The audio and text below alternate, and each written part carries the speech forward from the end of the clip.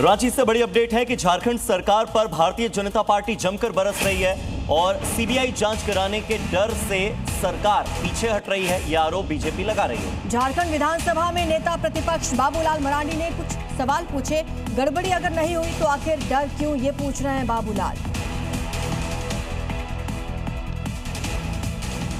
केंद्र सरकार ने लोकसभा में केरल का नाम आधिकारिक तौर पर बदलकर केरलम करने के लिए केरल विधेयक 2026 पेश किया। इसके बाद संविधान की पहली अनुसूची में राज्य का नाम बदलना है। हालांकि 2024 में केरल विधानसभा केरलम नाम का प्रस्ताव पास कर चुकी है। तो चलिए अब आपको समझाते हैं कि आखिर इसके पीछे वजह क्या है।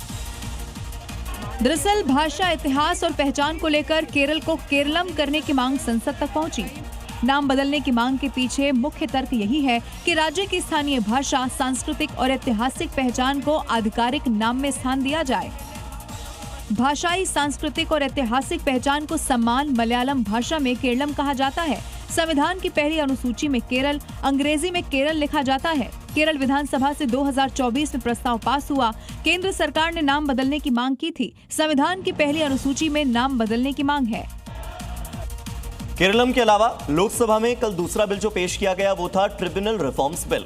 लोकसभा में विपक्ष के हंगामे के बीच में ट्रिब्यूनल रिफॉर्म्स बिल 2026 मंत्री अर्जुन राम मेघवाल ने पेश किया और बिल का मकसद सिर्फ नियुक्तियों की प्रक्रिया को बेहतर बनाना नहीं बल्कि कामकाज में पारदर्शिता लाना यानी कि ट्रांसपेरेंसी लाना भी है। देखिए। और संसद के पटल पर कानून एवं न्याय मंत्री अर्जुन राम मेघवाल ने ट्रिब्यूनल रिफॉर्म्स बिल को रखा। यानी इस बिल से किसी भी ट्रिब्यूनल के अधिकारों को किसी तरह का कोई बदलाव नहीं होगा। ट्रिब्यूनल अदालतों की तरह विवादों का निपटारा करते हैं। कामकाज में पारदर्शिता के लिए ये बिल लाया गया है। देश के 16 बड़े राष्ट्रीय ट्रिब्यूनलों की नियुक्ति की जाएगी और निगरानी के लिए राष्ट्रीय ट्रिब्यूनल आयोग भी गठित किया जाएगा। बता दें कि ये विधेयक सुप्रीम कोर्ट के उस फैसले के बाद लाया गया है जिसमें 2021 में लाए गए ट्रिब्यूनल रिफॉर्म्स एक्ट के प्रावधानों को असंवैधानिक मानते हुए रद्द कर दिया गया था।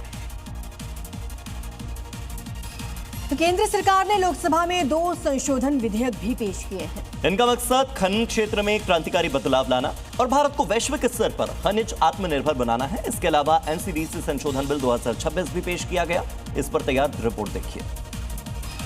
सबसे पहले बात खान एवं खनिज विकास और विनियमन अधिनियम 1957 में प्रस्तावित बदलावों की।